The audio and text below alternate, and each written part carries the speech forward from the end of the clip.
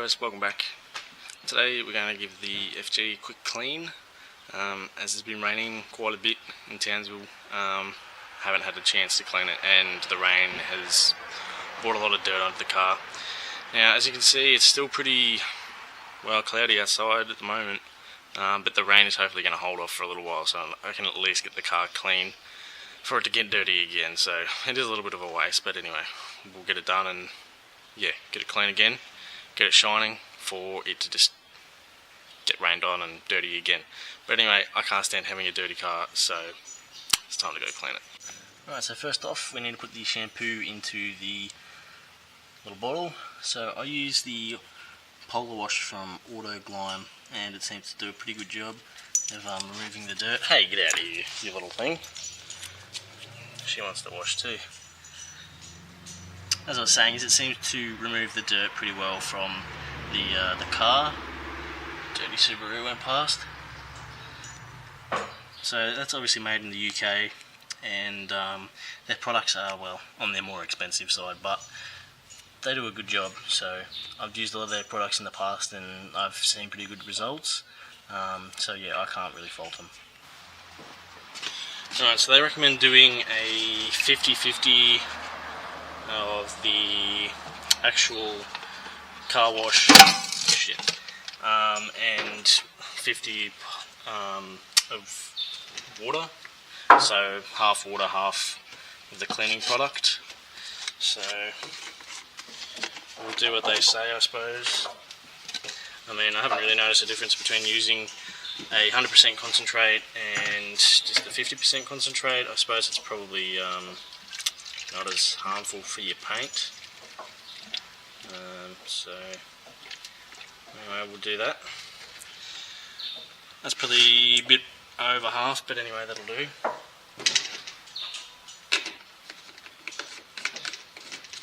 Chuck the lid back on that.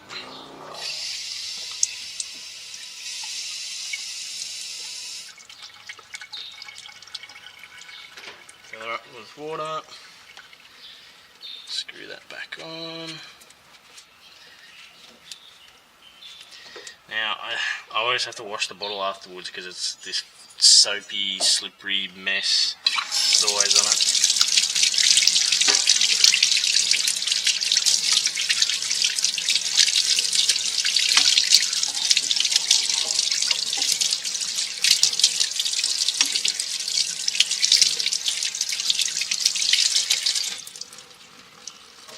Alright, now got the concentrate made up and just about ready to go. This is about to start washing the car, and it's starting to spit, and there's a little band of rain coming through over Townsville, so we'll wait for that to pass and then we'll get back into it. Hopefully no more of that comes down. We should be alright, I think. Alright, whilst it's still spinning and we wait for that to stop, I thought I'd just run you through the $50 Bunnings pressure washer that I've got. So it's from Home Light, 1650 psi, so it's pretty decent. It obviously has a detachable front little nozzle bit, and you can adjust the pressure by just turning it. So I mean, it's good for $50, does the job. I thought I just needed something cheap just to save me from having to go to the car wash all the time and doing it that way. I much prefer to do it at home, where I know what everything is and you know where the water comes from and who's been touching it and that sort of thing. So yeah, as you can see, little bit of rain. It'll hopefully pass. It doesn't look like a massive shower, so yeah, we'll just wait for it to pass and then we'll get into it. As you can see, through the little bit of bug marks, a bit of bird poo that needs to come off, a bit more, and you can't really tell at the moment, but the roof and especially the boot covered with dirt, but because a little bit of rain sort of helps to hide it. But anyway, once this rain buggers off. And give it a good clean. Give it a bit of a spray. Send it on its way. It is starting to clear up. You can start to see now. I mean, the clouds are still a bit dark, but they are starting to lighten. So hopefully, next 5 minutes or so, we might get some little break in the rain, just long enough. Looks pretty clear over there. Alright, we'll give it a minute and we'll get into it. Alright, I'm just going to quickly wash it now.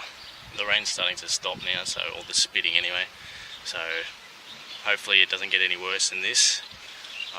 But yeah, we'll quickly just give it a once over with the high pressure water, and then we'll get into some soap, and then we'll give it a rinse. So let's get into it.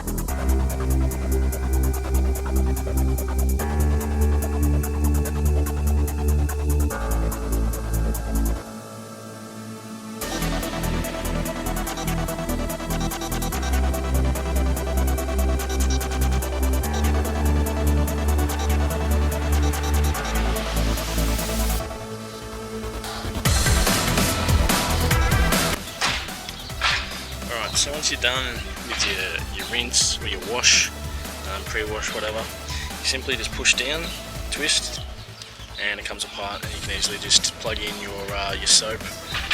So yeah, really easy, good design, quick swap overs, which is good.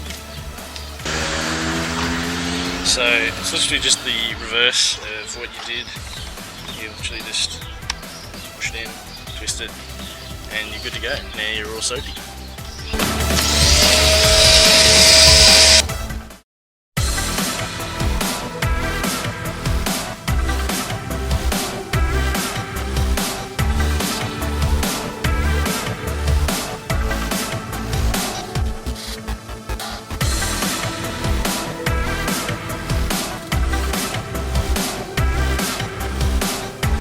I'm actually going to spend some money and buy an actual proper, well, when I say proper, a more expensive pressure washer, because as you can see, this one doesn't really, this bottle and nozzle combo, well, bottle isn't big enough for starters, and the nozzle doesn't really coat your car with the foam, as you see in, well, other, say, like a gurney or something like that. It really like coats your car in foam. This doesn't. So yeah, anyway, I'll spend the money and actually buy a more reputable brand and get a bit more foam coverage. I have looked to see if you can, maybe get a replacement bottle or something like that, just from like another brand, but yeah, no other brands really have this design, so it won't fit, it won't work, so we'll just have to spend the money and buy a proper one.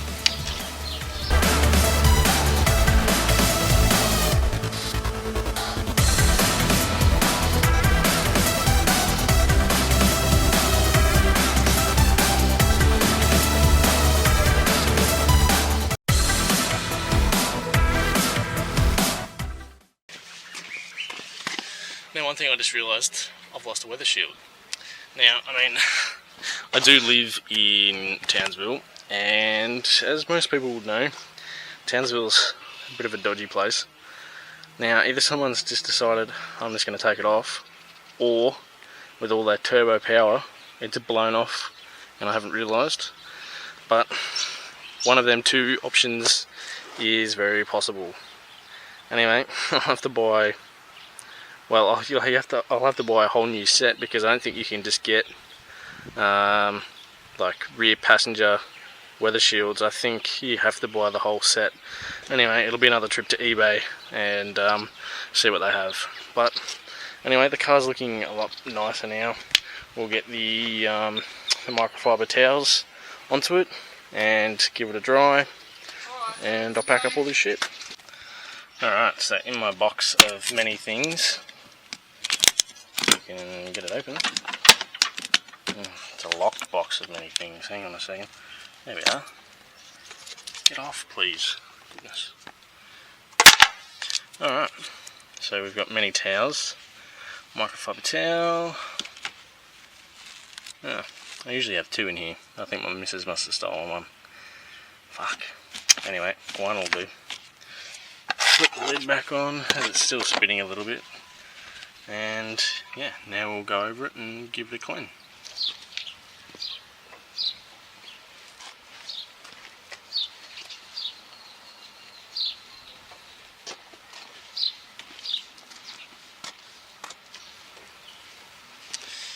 This is just like a losing battle, and the rain's starting to pick up again. Oh my god, just can't catch a break.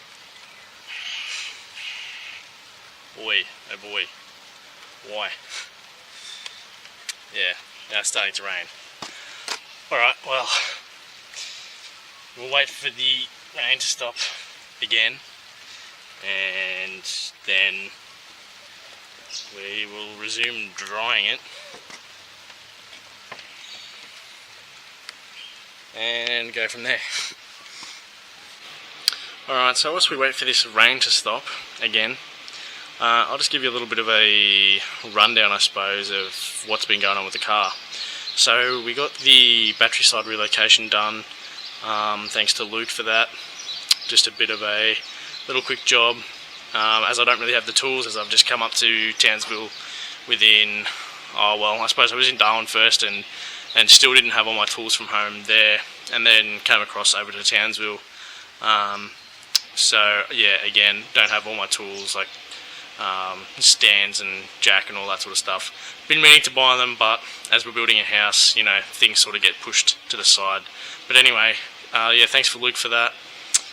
He set that all up for me, made it look nice and neat, and the engine bay just looks amazing.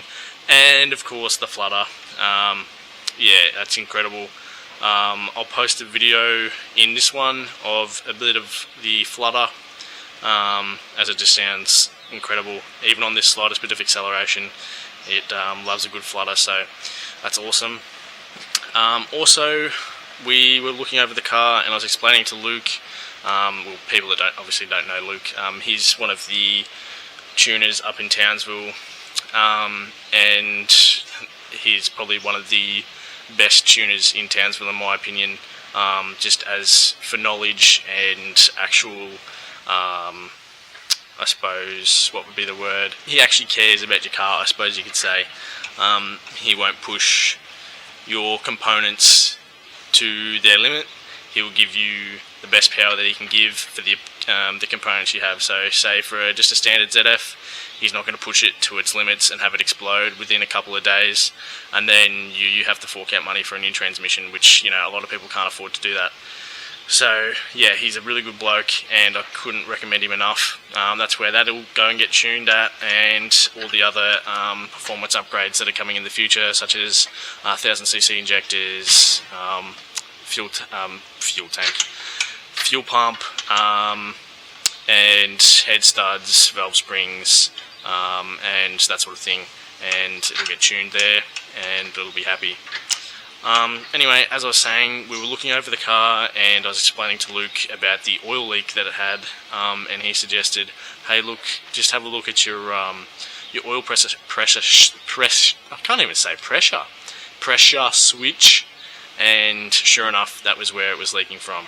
So for those people who don't know, the oil pressure, what's with pressure? I can't say it properly. The oil pressure switch is on the side of the block, and that's basically where your oil feed line goes from the block to the turbo. So when I was redoing the oil feed line for the turbo, swapping it over from that hard line to the braided line, one of the copper washers might not have been seated right, or it might just be old, because I mean it is out of copper. Copper is only a soft metal, so they do, eventually break down, or maybe I forgot a washer or something. But anyway, I've got a replacement on the way, which is just good insurance that I know that that's been replaced. It's not going to fail, and it'll come with new copper washers as well. So I'll be able to sort that out, fit that up, and that'll stop the oil leak. So thankfully, it wasn't anything like I was suspecting, which was the worst case was the remain seal, which is a bit of a big job. Not sure if you'd have to drop the motor and box as one, or if you can just drop the box and then do it that way, which would be a lot easier. But anyway, it wouldn't have been my problem. The mechanic would have sorted that out under warranty, so at least I wouldn't have had to stress about that. But yeah, luckily we got that sorted, and I'll be able to get that fixed. Hopefully next week is when the part's meant to get here. What's the date today? Hang on. It's the 22nd today. It was saying maybe 28th or so for when it was going to rock up. So yeah, we'll see. Yeah, so luckily we got that sorted, and that'll be sweet once I get that done. I won't be leaking oil anywhere, and I'll be able to clean up the underside of the car and get rid of all the oil that was under there and leaking and shit. So that's good. I'm glad it wasn't anything too serious. The car still obviously drives fine, and it's not losing like a heap of amount of oil. It's still drivable. The dipstick, or the oil level on the dipstick hasn't changed, so yeah, no worries there. It's still raining. I hate Townsville. I think everyone in Townsville at the moment is currently feeling the same way. Everyone wants to get out and drive, but we all drive very high kilowatt cars, and wet roads and lots of power just do not mix. You spin tyres very easily, even in this. Well, when I say even in this, I mean it'll probably make 240, 250 kilowatts, something like that, thanks to the ZF drawing 22% of power. But yeah, anyway, this still spins wheels first to second, so yeah, no troubles at all. Hopefully this rain pisses off soon, so can go and get all this water off, give it a bit of a spray with a bit of detail spray that I have, and then yeah, hopefully we can go from there. Well, it doesn't seem that the rain's going to ease off today, so anyway, at least I was able to clean all the dirt off and get it back to being shiny again despite the rain. So yeah, today's Friday. Sunday is apparently meant to be sunny, so we'll pick up where we left off today on Sunday and hopefully be able to get this car looking clean again. Anyway guys, thanks for watching. I hope you enjoyed today's video. Make sure to like, comment and subscribe if you're new, because there'll be plenty more content like this and plenty more content of this car in the future and many more exciting things to come. So anyway, I'll catch you at the next one.